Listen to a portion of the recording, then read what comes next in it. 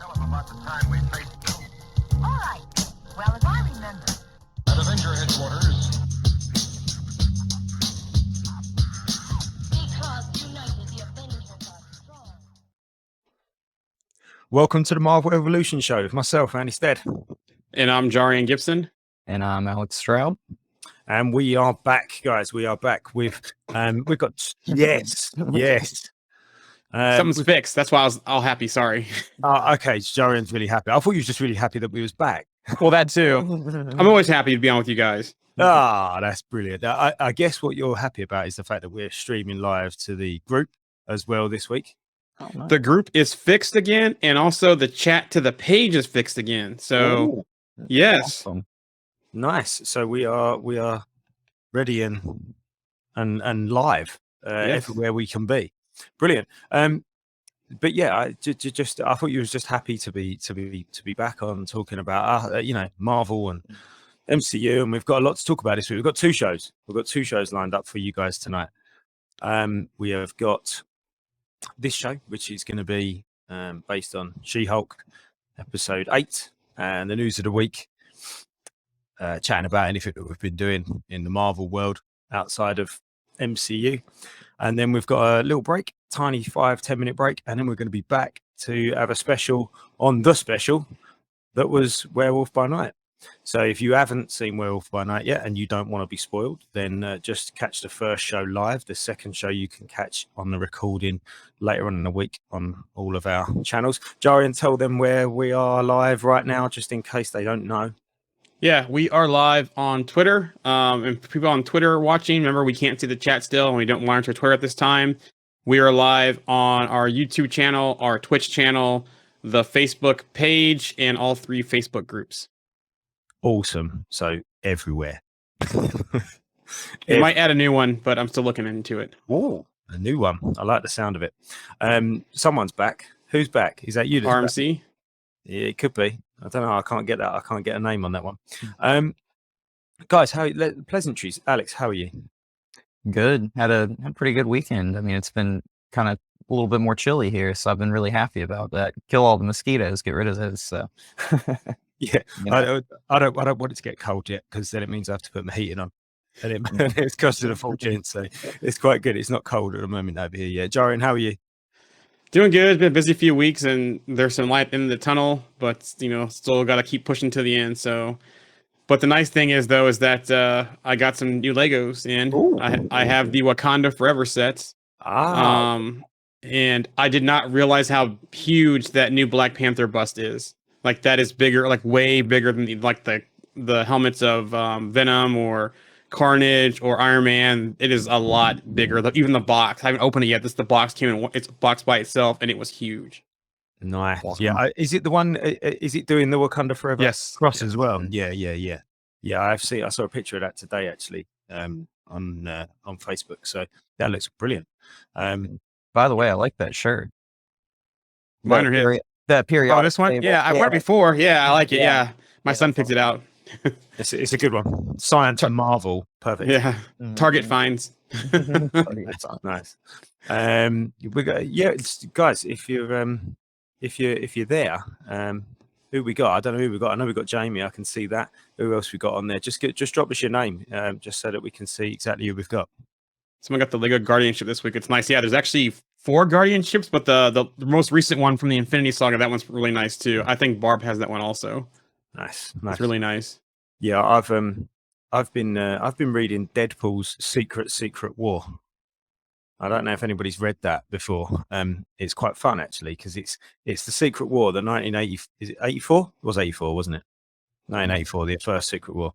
It's that, but with Deadpool inserted into that story, and it's really quite funny, right? Because what happens is everybody else just carries on doing what they were doing in the 1984 Secret War, and Deadpool's just in there like making jokes. He's there, but everybody's kind of like, who is this? Like, they know who he is, they know it's Deadpool, but they're like, shut up, and then they just carry on doing what they're doing, and he's kind of in the background saving the day, like, But it is quite funny actually. I'm about 3/4 of the way through, but it's funny seeing him inserted into this kind of iconic story. you know, with these iconic moments. You know, there's like, you know, there's Doom with Claw, and you know, then there's Deadpool in the background, and then you know, there's the bit where the mountain's falling on top of them, and then instead of Reed working out the sort of everything, but basically Deadpool just pisses Hulk off so much that he throws the mountain. So yeah, it's quite funny. I recommend it actually. It's a quite a light Deadpool story, you know. I'm really hoping that when Deadpool gets his like first MCU like official appearance, they do this thing where they go through a montage and it's just like pictures of him like pasted into like Avengers scenes and other Really poorly. Yeah, like that scene in Avengers Age of Ultron where they like freeze frame when everybody like getting ready to attack and like Deadpool's just in there with a sword, like, you know, swinging at somebody or something. It would just be really funny, and it would just be typical Deadpool. Like, I've been there the whole time. Like, Yeah, or he just does this. For anybody listening, you won't get this. He just does this. just leans in front of the camera every time. Waves. That's that. So it's me. Yeah, that'd be quite funny. I'm quite looking forward to that. Excellent. Yeah, so that's what I've been reading that this week, and sort of planning to go on a new Funko hunt. I've bought a new Funko for ages, so I want to get a classic one. I don't want to buy a new one. Not that I've got any problems with the new ones. I just want to get one that's sort of that you can't get hold of. So yeah, I'm going to get out there and have a look for a vaulted Funko maybe. Anyway, should we get stuck in, because we're going to do some news, and then we're going to go into She-Hulk. Am I right in that, Jaron? Yep. Over to you then. Yep. And I put this in the chat for the main group chat, but if you're chatting from the other groups, go to melonapp.com/Facebook to get permissions to your profile, and it will actually show your name in the chat. So the link's in the main group chat, and if you're in from the DC or the Star Wars group, melonapp.com/Facebook. All right, news time. Agatha, Covenant Chaos. Emma Caulfield Ford confirmed to return as Sarah Proctor / Dottie Jones. The show will also be taking us back to Westview. So interesting, we're going back to Westview, and I wonder what other things we're going to find out in Westview. Like, you know, I think a lot of people thought that Dottie / Sarah was, you know, I think at one point, that she was Clea, or even Mephisto, or, you know, someone else related, but interesting to see that we're going back to Westview. She's returning. What other secrets are we going to find going back to Westview for the show? Agatha's still there, isn't she? Yep. She put the spell on her, left her there. Mm-hmm. So Agatha's still there. You know, how does Agatha break that spell? Potentially Ralph, maybe. Yep, you know, Ralph like, left on her. Yeah, so. And what impact what kind of post-Hex impact is there on the town also? Yeah, that'll be interesting to see. I wonder whether Agatha is there. Maybe the whole program's not going to be based there. Maybe she just starts there. She's almost imprisoned there at the beginning. Mm-hmm. Almost in a bit of she's a witch kind of way. Do you know what I mean? Like, she's a witch. Get the witch. Yeah. And like, the townspeople have almost maybe imprisoned her. Maybe I don't know. Did anyone else get any powers too from the Hex, like Monica did by pushing through it? You know, Mm-hmm. so yeah, interesting to see what's going on. Yeah. In Sony land news, El Muerto, Jonas Cuarón will direct Sony Pictures El Muerto, and that's all I have to say about that. Let's keep it short and sweet. Yeah, that's yeah. Wakanda Forever news, and there's a lot of Wakanda Forever news this week again. Winston Duke on recast T'Challa. I know we talked about Feige's comments last week, so Winston Duke had some comments to share as well. I think for this iteration of Black Panther, it's very hard for me to really comment on something like that, because I'm of the mind that is Chadwick's role.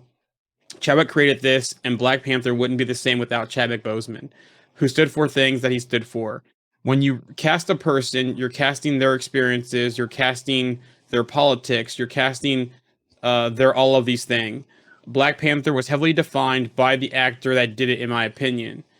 So I feel as is, the decision has been made to keep T'Challa. Chadwick Boseman's T'Challa is one that has a lot of notability in it.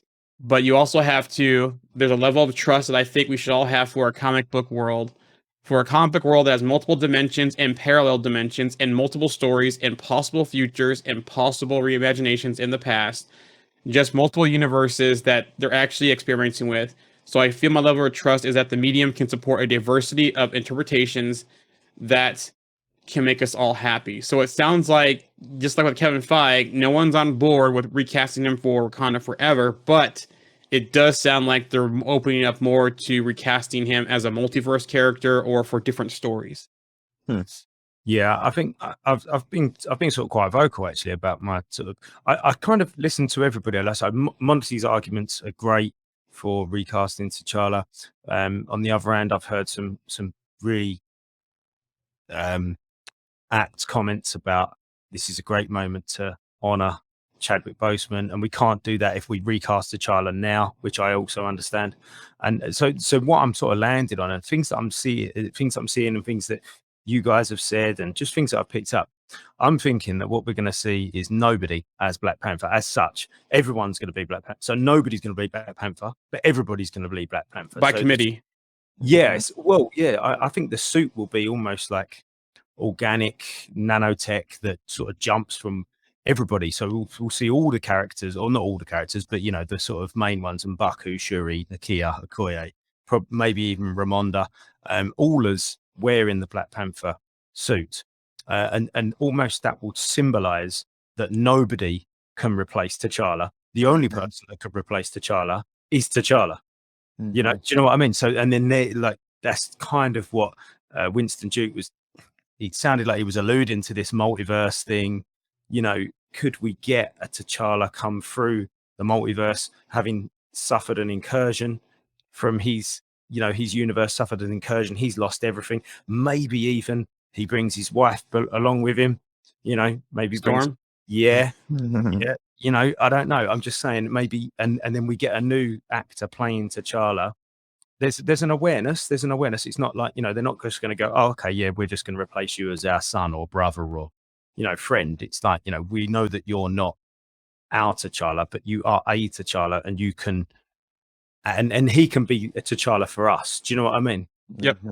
And they don't do the nanotech thing. I agree with what Jamie's saying here. That it could be more than one suit. Maybe Shuri makes them all suits, and they all have them, and they're all connected to each other in some way, instead of just being the jumping nanotech. But I agree, and I do agree that an incursion, maybe Secret Wars, is the best time to reintroduce T'Challa from another universe. Like you said, an incursion, bringing someone else with him. I also, you know, I'm still thinking there's going to be a child, and that child's going to be in the replacement. I almost feel like the royal family is gonna have like some disruption there in Wakanda. Like there's gonna be like some power shakeup kind of by this. So you're gonna have that happen in the back end, but on the front end, I think this is gonna be one of those things where, like you guys are saying, you're gonna have like multiple people be like, you know, we're all the Black Panther. It's not just one person. Like this is like an ideal, like something we strive for. You know, like what Chadwick left us with in this character kind of type of thing. Yeah, that's a way to honor him as well, isn't it? Yep. Yeah, exactly. So it's one of those things where it's like, you know, we all, like, there's no one person that can fill those shoes, but like we all will come together and honor him together and try and fill those together, I guess, kind of in a way, you know? Yeah, that's exactly the thing. And I think that's correct. Well, actually, not correct me if I'm wrong. Was it called Wakanda Forever before Chadwick Boseman died? I can't remember. If anybody listening remembers, that anybody listening live, just give us a nod and let me know, or go and find out. I can't remember, because it's kind of what Wakanda Forever. It says a little bit of what you just said there, Alex, doesn't it? It kind of that says that what you just said. It's more of like, you know, like we are not just one person, we are everybody. Like everybody's a part of this fight, you know, like everybody's like together, we are one kind of type of thing, you know. Yeah. It's the Asgard isn't a place, it's a people. Yep. Exactly. Boom. That's exactly what it is. Jimmy says nope, it wasn't. I don't think it was neither. I think it was referenced to as Black Panther 2. I don't think they had an official title before he passed. So yeah, I think, I mean, obviously the story would have changed dramatically after he died. so the name of the movie or the potential name of the movie would have changed as well. And I think that Wakanda Forever says what you was just saying there, Alex. So yeah. Yeah, Jimmy also says just BP2, but could have been a waiting title. So yeah. The cast does cast doubt that Shuri will end up taking the mantle, including saying, "We love the speculation. They haven't guessed it all, and they aren't getting all of it right." There's also speculation that there may be more than one by film's end. Some of the interviews with the cast. I was having a conversation today, and somebody said, "Oh yeah, but Shuri took over as Black Panther in the comics," and I was like, "Yeah, she did, but after like 50 years, It was brief. yeah, and it was only brief as well, wasn't it? Yeah. We'd had T'Challa for 50 years, literally 50 years of our time, and then yeah, I think as Monty would say, there are a wealth of T'Challa stories left to tell that need to be told, and for all the reasons that he would state, it needs to happen. Not now, but it needs to happen. Just that iconic interaction with Fantastic Four. Even they're in Wakanda, he's on the throne, and they're standing there before him. That's an iconic shot from the comics. So they gotta do something. Marvel Legends, Ironheart. Let's pull the tongue there. Ironheart Riri description. A brilliant MIT student with a passion for engineering, Riri Williams' life takes an unexpected turn when a school project brings the Wakandans and a dangerous foe to her doorstep. So that's interesting. Yeah. So, her and Tony, doing that tinkering that causes their own demons, similar storylines there. Ryan Coogler also talked about Riri Williams as well in the film. I remember when Riri was invented in publishing, and there was a level of excitement around her coming up. It was similar to when Miles Morales was invented. Having lived with these archetypical characters for so long, it's always exciting seeing somebody come up and take on the moniker with a different background. She brings a different type of energy, but she also has some similarities to characters that we've seen in this universe before. The film deals with a lot of these things, but one of them is foils. People who exist in contrast, but there's a thread of similarity. In this film, we get to see Shuri meet someone who has the same things in common with her, but it's also very, very different. So, right, okay, and probably the intellectual level, the genius, that kind of stuff, but different backgrounds. Like Shuri grew up princess, in Wakanda, isolated. Riri is from Chicago, not isolated. It's kind of scrappy for stuff as well, but a brilliant mind. So yeah, definitely some contrast and some similarities there. Definitely, probably like two of the smartest characters probably in the MCU at this time, at least. Just to fall back on the previous item that you brought up there, Jaren, do you think that this new enemy would be Doom, or do we think it's going to be Namor that's going after Riri?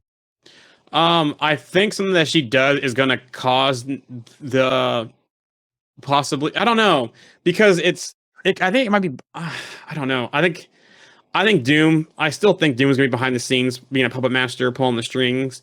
It does seem like that Blake Bell is playing someone who could be close to Doom, and maybe something that she's doing in there is manipulating Riri possibly to cause conflict between Namor and Wakanda. If Doom is involved, he knows a lot more about Wakandan history and Wakandan past conflicts than most of us do. That'll probably get fleshed out in the story, and I'm fully expecting to see Doom in a post-credit scene. Yeah. Do you think so Riri could be at the college or university that T'Challa and Shuri set up, and Doom kind of gets an idea that she's clever or that she's got something about her, and he wants something that she's got, and he sort of goes after her, but there's obviously the link with Wakanda because of the college, and I don't know. I'm not sure if she'll be at those centers that they set up at the end of Black Panther. I don't think she'll be there because from filming descriptions, they've been at MIT doing filming, unless they're going to change MIT to be one of those centers.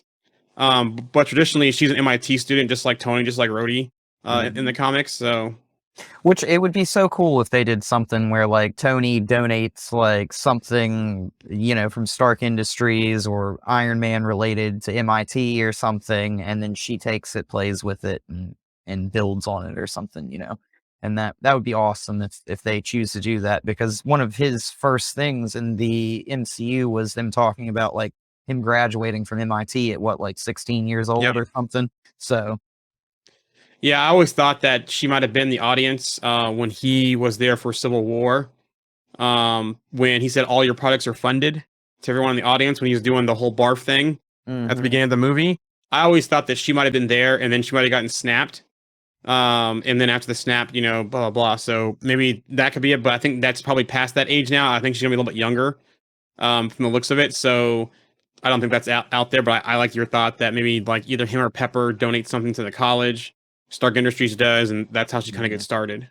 And I mean, we've seen Pepper do that, like with the check in the Spider-Man movie, you know, Yep. like, so we know that Stark Industries is out there doing stuff like on behalf. So they can always just leave that in the background and let them do things like that in the background. And they don't really have to bring Pepper Potts out, you know, every time. Yep. So Dominique Thorne, who's playing Riri Williams, also was quoted in this as well. I love the fact that she is just fully herself. She's definitely not a typical or traditional superhero. She's very much Riri Williams, the 19-year-old first. And then there's this whole Ironheart business that she has to figure out. So there goes my whole theory. Unless she got the MIT younger than that, my whole Snap theory and Civil War project funding is out the door because she'll be 19 years old. yeah. The world premiere is now scheduled to take place on Tuesday, October 25th in Los Angeles.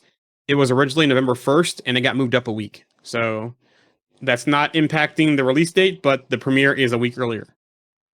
I don't know if it's because of scheduling or something else, but it's interesting that that's being moved up. Cool. Flowing into Ironheart news, Ironheart is expected to film in Chicago the week of October 24th for 5 days. And that's also being done by Coogler Studio as well. So you're getting that continuity there. Some Daredevil news, fitting with this episode we're going to talk about. Isa Gonzalez Reina denies Elektra rumors. I just feel like I'm just going to get it out of the way because, one, I'm confused as the amount of hate over this, and two, I feel it saves people energy. No, I'm not a cast as Elektra and Daredevil. I have already an ongoing series exclusivity contract to do 3 Body Problem. You're welcome. So people have been going after her on social media because there's been some buzz that she's gonna be Elektra, but she's said she's not, and you know we heard stars deny it, but quit going after her. You know, let's wait till the news to come out once we get some more cast news for it and stop going after people. Yeah, certainly still going on. I really don't understand this. I think social media is just Terrible. Yeah, it isn't. I mean, you know, when used correctly, it's fantastic bit of. I'll say correctly. I wouldn't even say correctly, but when used For good, respectfully, respectfully. great power. Yeah, I mean, you get people that abuse their platforms, unfortunately, you know, with everything, and unfortunately that happens in social media. It happens in other realms. So Yeah, I mean, if it wasn't for social media, we wouldn't be here on this thing right now. So. Well, that's what. Yeah, that's true. Social media isn't that terrible. Yeah, Like I say, we wouldn't be. We're literally here now, so you know, it is what it is. But it can be used for good. Daredevil Born Again is eyeing a production start in February, and will return to New York City. So there you go. Yeah. So when that's next. No, wait. It's 2 years time, isn't it? It's 24. Yep, I think it's 24. Yeah. no. So excited, especially after this week's She-Hulk as well. Mhm. I'm interested to see, are they going to do all 18 episodes at once? Are they going to break it up like in 3 parts? You know, 6 episodes here, 6 episodes there, you know, that kind of stuff, or how they're going to do it. So something to keep an eye on with that one. How long are they supposed to be? Do we know? The episodes? I don't know. I don't have any time. They should release 2 a week. That would be awesome. Yeah. Yeah. Evan Peters, you know, he's getting a lot of buzz, especially with his recent project on Netflix. He's rumored to be in early talks to return for an upcoming MCU project. The rumor is thinking likely Agatha, Coven of Chaos. You know, definitely he could still be in Westview, but also Wonder Man. You know, if he's really going to be the Grim Reaper, who's Wonder Man's brother in the MCU, you know, that'd make perfect sense for him to be Wonder Man, or even both. You know, that little Easter egg in WandaVision would make more sense of the Grim Reapers. What was it, like a scythe or whatever? Yeah, when they went Yeah. down, like started going Yeah. drilling down underground. Yeah. And then also too, do we ever find out Agent Wu's informant that was kind of in that town? They were finding that, so No, they never really even explained that or explored that at all, did they? no. So Yeah. maybe he's that guy, and I don't know. We'll see. So Alex, I have some Ghost Rider news.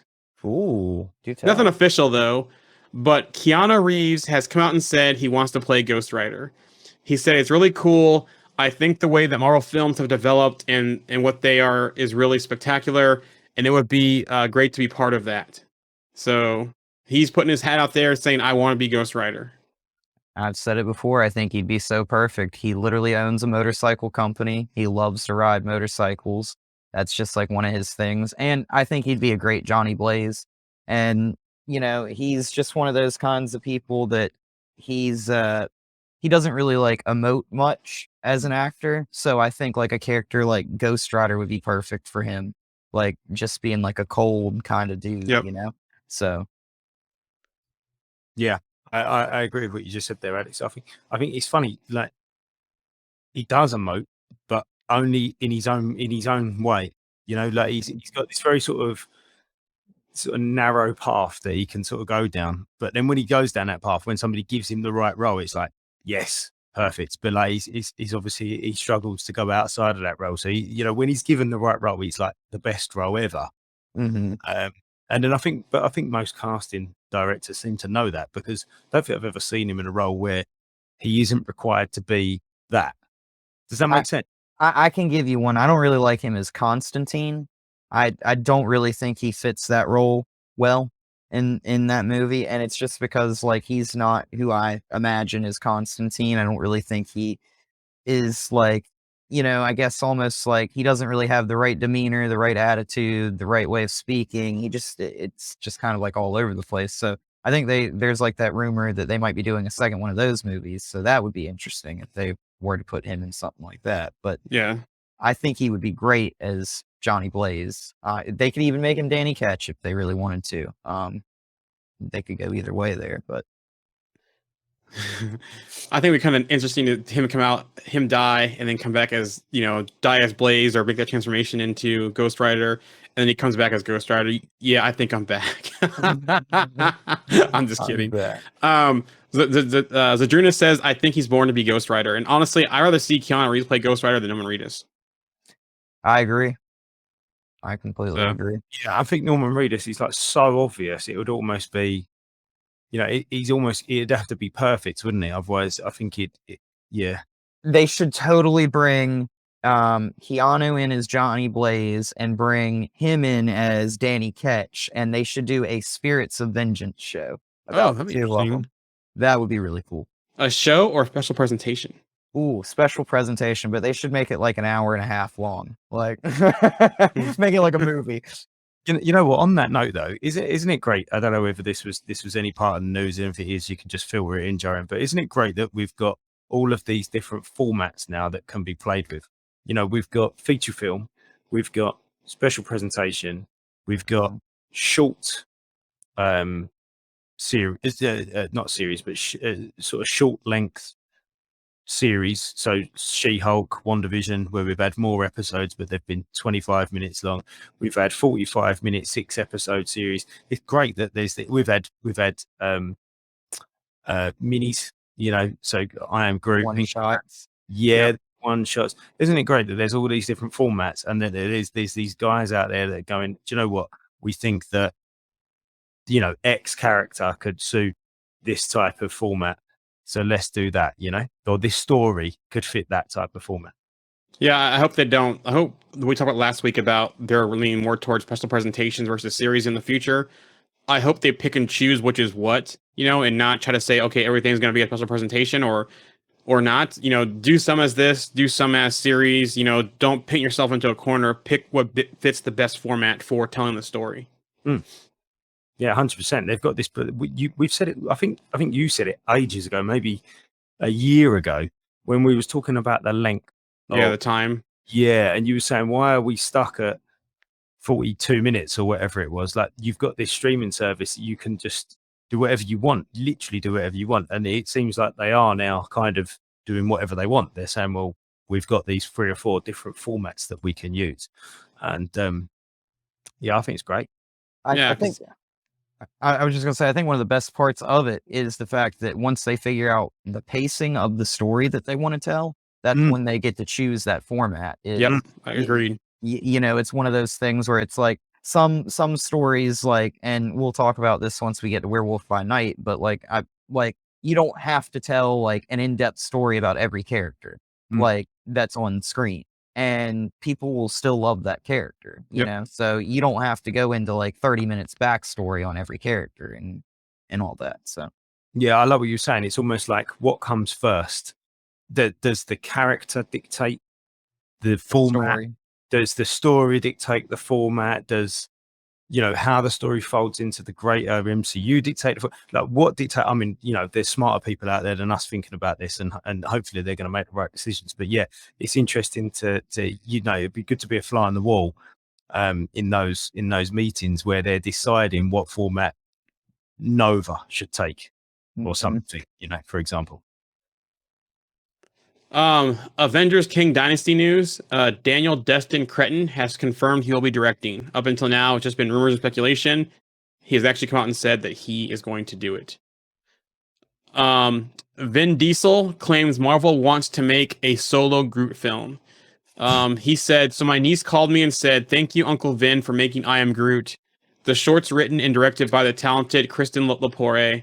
It was a blast making, but it's also a blast watching it with my angels. No wonder Marvel wants to make the Planet X movie.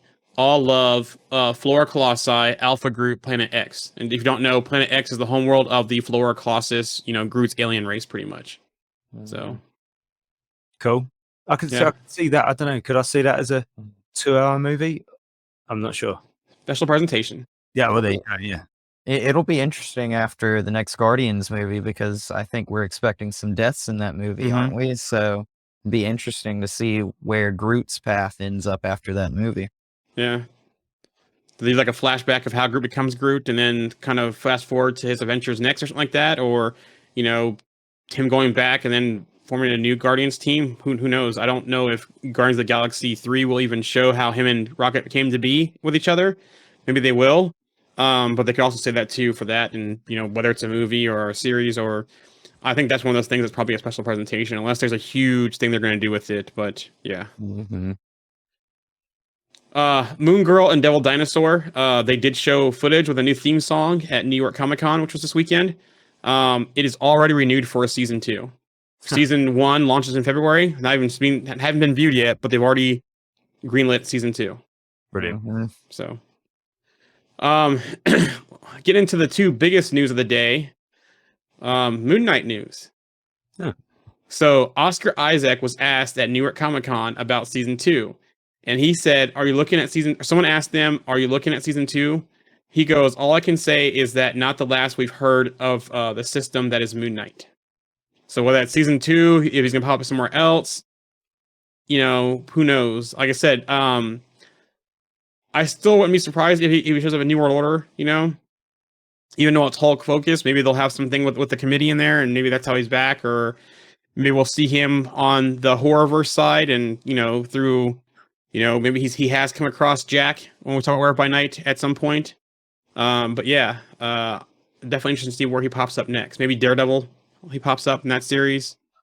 I'm just trying to think, Blade maybe even, you know? I was thinking Blade. The Man-Thing special that's real for next year. So it'd be interesting to see like Khonshu make a full moon to make Jack turn into a werewolf or something like that on the fly or something, you know, just like, you're a monster, and him be like, no, I'm not, and then be like, all right, well, here you are. Like, yeah. Yes, you are. But I will go to the next big news. This is the Marvel Evolution exclusive. Thanks to Monty Harry for being at New York Comic Con this weekend and giving us all the news. When asked about his involvement in the Fantastic Four movie project, legendary writer Jonathan Hickman said, "We haven't started yet. It's too early, but don't you worry. I'm very close with them. I'm close to the project." So you heard it first. Thanks to Monty, and going to New York Comic Con this weekend. That's a monumental moment. That's a monumental moment. Uh, As Jarian said, our first exclusive, courtesy of our member Monty Harry, been on the show. Special guest host. I think that's brilliant. I think that's great. Maybe I should use the air horn instead. Sorry. I don't know. I think the other two were good. All right. It's cheering. He's a little bit odd. I can use that air horn to bleep out obscenities, though. Yeah. So that's all the news from this past week. So I was just going to go back on the Hickman thing. He played a massive role. His stories played a massive role in the build up to Secret War or Secret Wars.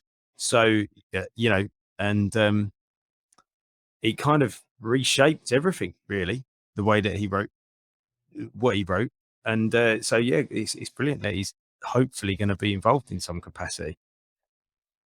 I think it's always beneficial to the stories whenever they do that kind of stuff, because obviously we don't want to see the same story told over again. We want to see something a little bit different, but it's always helpful having the writer of the source material kind of help.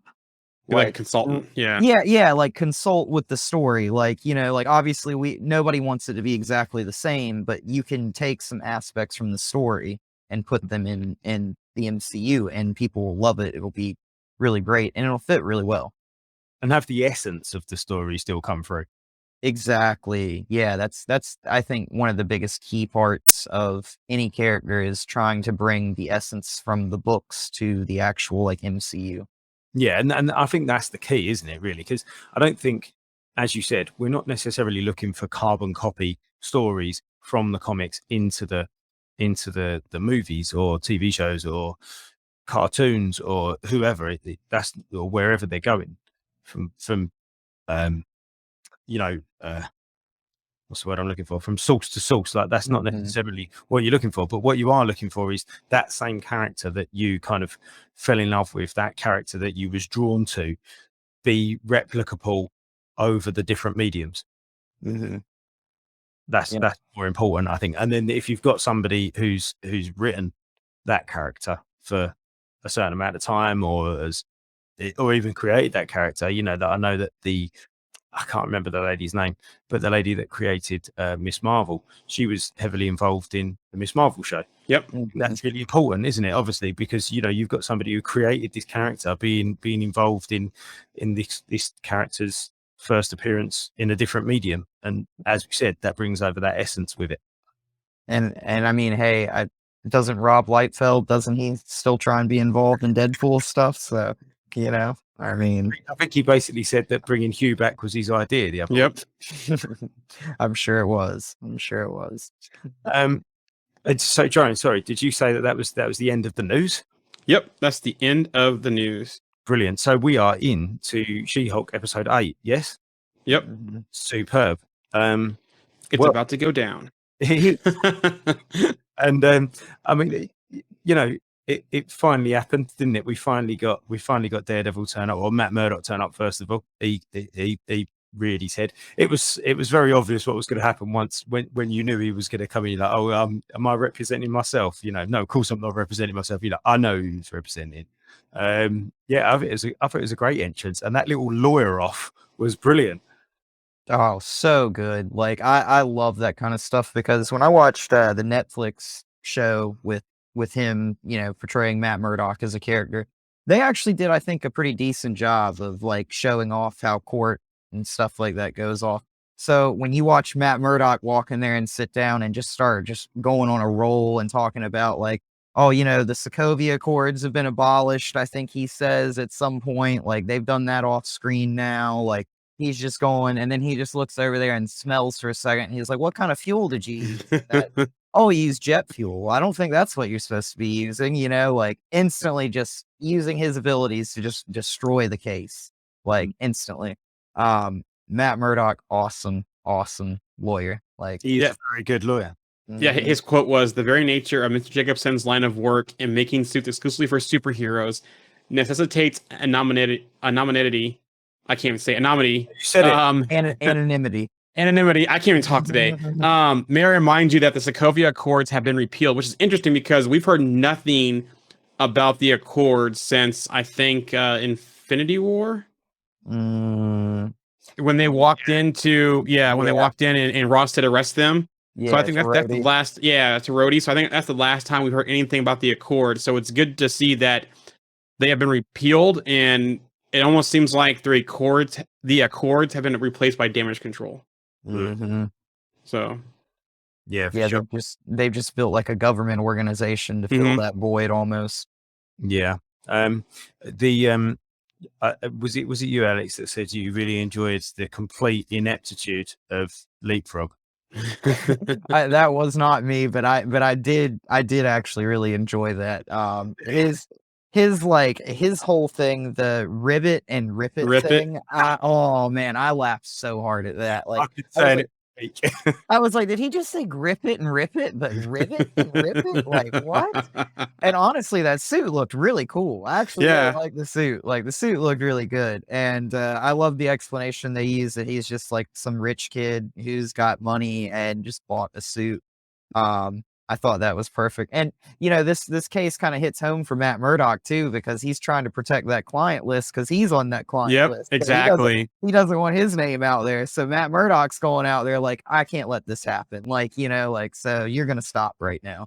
And yeah, I mean, but yeah, I love that scene even with the car where Matt Murdock's literally laying on top of the car while he's driving around. I'm like, man, Matt Murdock just has no fear. He literally is the man And- without fear. So And what's interesting too, how they position this, they're saying that his father is a very high profile client for the firm, and that's why She-Hulk had to take the case. And there was, even with the conflict form and, you know, conflict of interest, all that kind of stuff, she had to take it. So that was very interesting.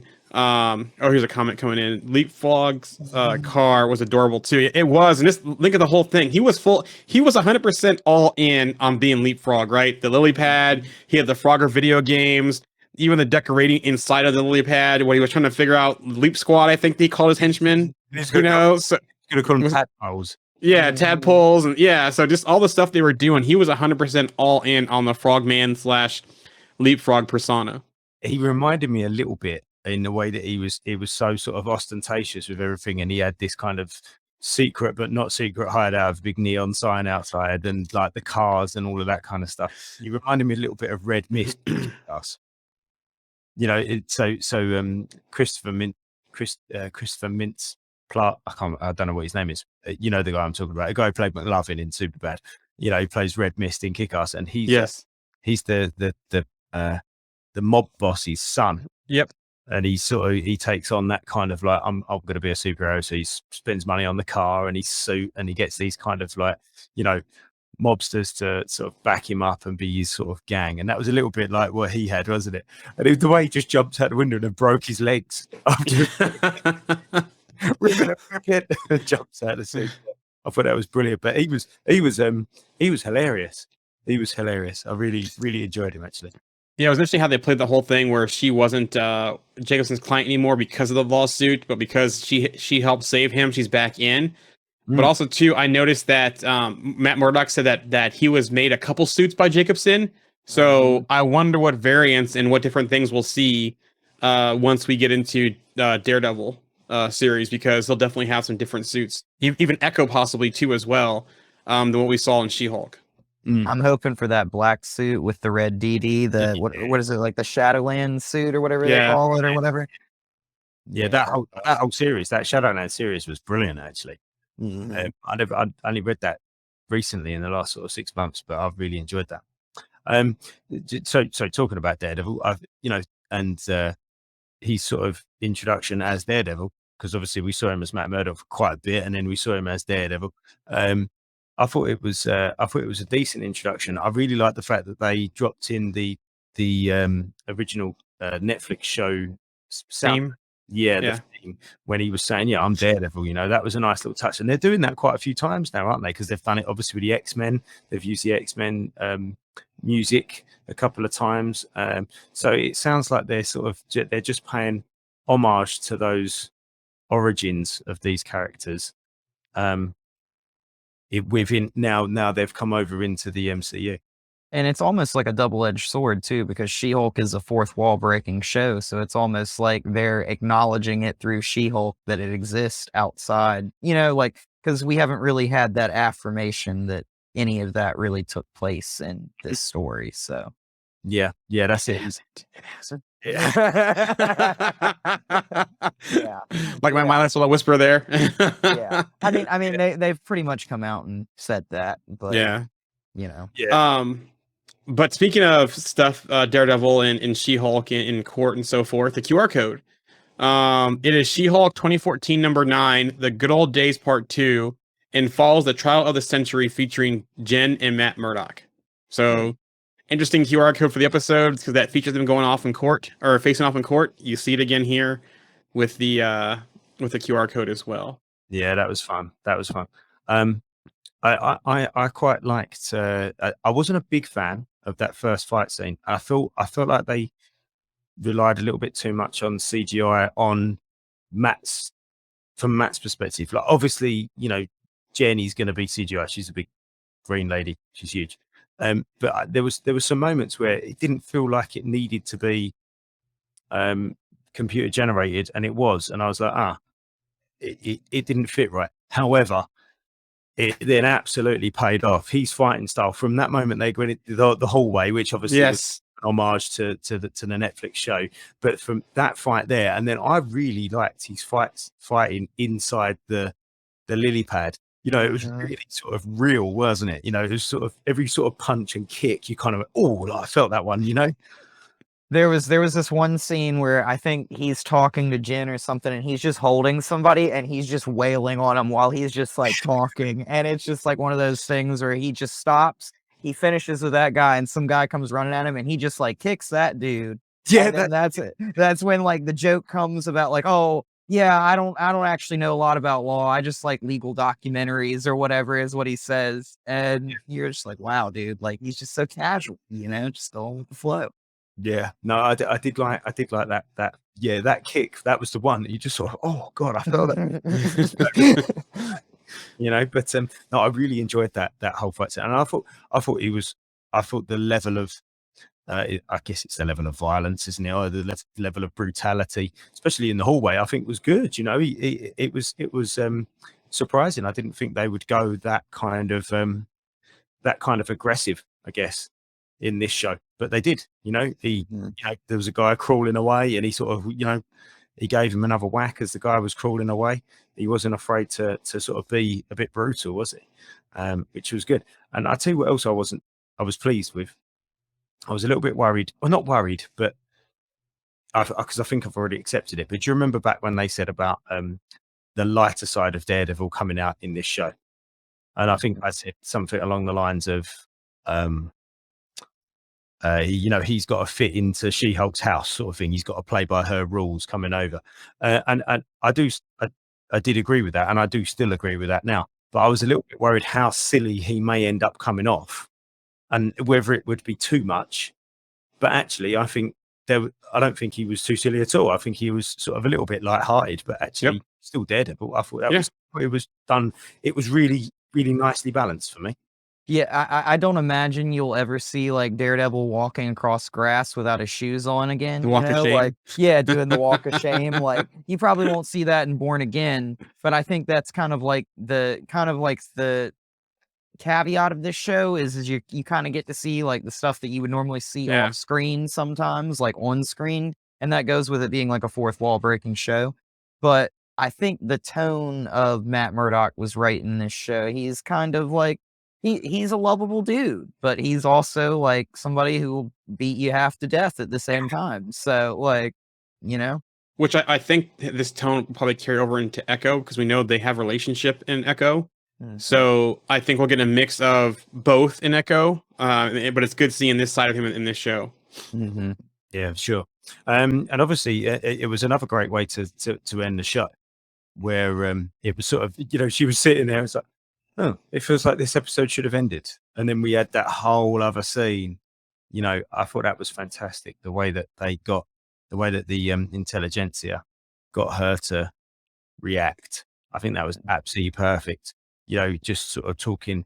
It was a bit of a comment, wasn't it, on that kind of that toxicity that we see, that we was talking about social media a moment ago, that toxicity that we see on social media. That was kind of what that was. And I was talking to somebody the other day, and it almost, in a way, it feels like they've done a bit of a South Park, where they've written this show, like they wrote that this week based on what was said and what had been said over the last couple of, do you know what I mean? It's buying it week by week, but they're not. I mean, and that just goes to show how clever these guys are. They can almost predict what's going to be said, and then they can react to what they predict is going to be said in the next show. It's fantastic, really, really well done. And I thought that was really fitting, the way that they made her, lose her cool. Well, before we even got to the awards gala thing, her apartment though, when she was going through, like, why are you guys still here? Something's gonna happen, blah blah blah. We got 2 other references in that scene.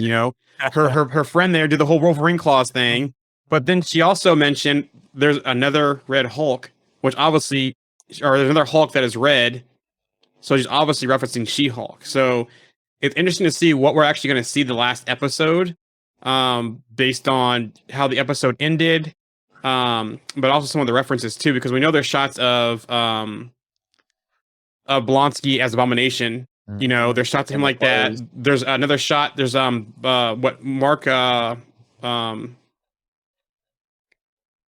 Banner actor. I'm going blank on his name. Mark. Oh, Mark Ruffalo. Yeah. Yes. Thank you. Mark Ruffalo did say that him and Tim Roth did shoot shots together on set. So I don't know if they got cut or if we're going to see him come back in the series. So are we going to see more Banner Hulk at all? So that'll be interesting as well, how this thing closes out the season for the last episode. And isn't there a shot that's been out there of like Titania standing in front of the wrecking crew or something? Oh yes, that shot too as well. So where's things going to go in this 9th episode? And it seems like they set it up pretty good, but hopefully this is another case where Marvel does stick the landing on the finale. So it'll be something to see. Let's see here what the chat says. This is Jamie Cloud. Okay, I feel like Bruce's concerns proved true finally, that she will struggle. It's inevitable. Exactly. And we saw that too, because, the rage at the end there and her being outed and what happened with her, especially, who wants that kind of stuff out there about them anyways from private moments. But then someone goes, okay, I swear this morning I caught a new teaser for She-Hulk showing a scene with Bruce, Smart Hulk, facing off against Abomination. Then I tried to find it, an hour later it disappeared. So anyway, that was exciting for the last few people who caught it before they pulled it. I didn't see it. I've seen screenshots of set stuff, and so I wouldn't be surprised if we do get a face off with them too. Because like I said, they did film things together. And like Alex said, the Titania Wrecking Crew, but also too the other cool screenshots as well. So we'll have to see what happens.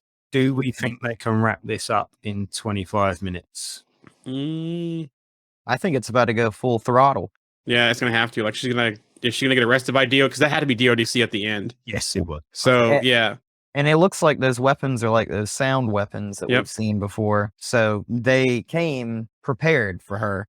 So you would almost assume that they knew that was going to happen, and she was going to go into a rage, and they were prepared to take her down at a moment's notice. So I would almost assume that they're probably involved, maybe with whoever put that up on the screen, and NWO. Yeah. Here we go. Yep. Yeah. And so are they going to be terrible Keystone Cops like we saw with the Miss Marvel with the clandestine? Are we going to see that happen again? Is that how she's going to get out and escape? And then is Banner going to have to calm her down, or is it going to be Blonsky they're going to try to use? Maybe they make a deal with Blonsky to say, hey, we'll take away your inhibitor if you help us out in this case. Do we get intelligentsia? Are they fully outed besides what we've seen? Besides the one dude, who's behind it, who's got the blood? What are they going to do with the blood? All kind of stuff they need to answer in this last episode. Yeah. What if the government comes and they get Stearns to kind of like head up the project to kind of fix himself with She-Hulk's blood, or with the change that Abomination's had, using both of them as like, kind of ways to kind of work with the whole Gamma stuff. And then the government's like, hey, you can fix yourself, but you can also help us make the next super soldier, which is going to be a Gamma super soldier kind of type deal, like what we planned on doing. And then Stearns ends up just going nuts and double crossing. double Yeah. crosses them, and then makes New World Order. Yeah, that sounds really good. Yeah, I think we're going to see that with it's going to be a new world order of Hulks out there, pretty much, and gamma based type people is I think was going to be the premise of that film. And interesting, that's really good. I think we heard some news a little while ago where they said that Sam's going to be really pushed out of his comfort zone. He's really going to be tested, and I think if there's any way to test him up against, Hulks. the Hulk. Yeah, that's it. Yeah, exactly. So post credit scene, what do we think? Do we think that we're going to see Sam, possibly come recruit Jennifer? Do we think we're going to see him going to Banner possibly? Because it's rumored that Banner was in talks to appear in the film as well. Could it be his not his sidekick, but the new Falcon approaching Jen? I'd quite like to. Do you know what I'd quite like to see? I'd quite like to see a Sam Wilson breaking Jen out of DODC. The Supermax. Yeah, Supermax. Yeah.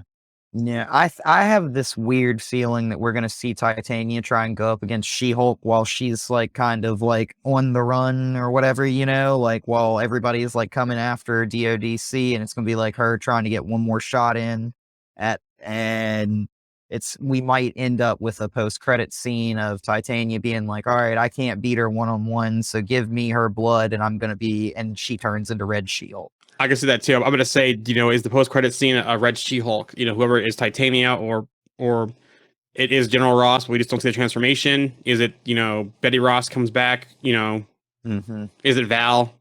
Yeah. Yeah, we could get another Val introduction. Yeah. We could even see I don't know what his name is. I don't even know if he's got a name, but the sort of the damage control agent that we saw in Miss Marvel, yeah, the fella. Yeah. And we could even see some sort of links to Secret Invasion there as well. If he is there, because I still think that there's Skrull something going on with them. Infiltration. I mean, it would make sense. Like the Skrulls would infiltrate the one organization that's like trying to keep tabs and take all the people into custody that have powers and are acting out of line. Especially if they're trying to make a Super Skrull. Exactly. Yeah. So. Brilliant. Well, I think we'll wrap that one up there, because then we've got a sort of 5-minute break. Am I right, Joe? Yep. And we'll be back for a Werewolf by Night special episode on a special presentation. So it's going to be exciting to see where She-Hulk goes, and we will be back next week at this same time to talk about where that goes. But in the meantime, if you're listening live, give us 5 to 10 minutes and we'll be back for Werewolf by Night special. Yeah, all right. And if you're listening to us pre-recorded, then as Jorian always says, rate us, review, share, leave some feedback, leave some stars, wherever it is, on whatever platform you're listening to us on. All right. Thanks for listening. Jamie, both Jamies have been there. Roxy's been there. Sadrunas has been there. So it's been great to have you guys live. Log on again in a moment if you're still around, and we'll catch you soon. Take care. Thanks, Bye. guys. Why don't you tell them about the time we faced doom All right. Well, as I remember, at Avenger headquarters?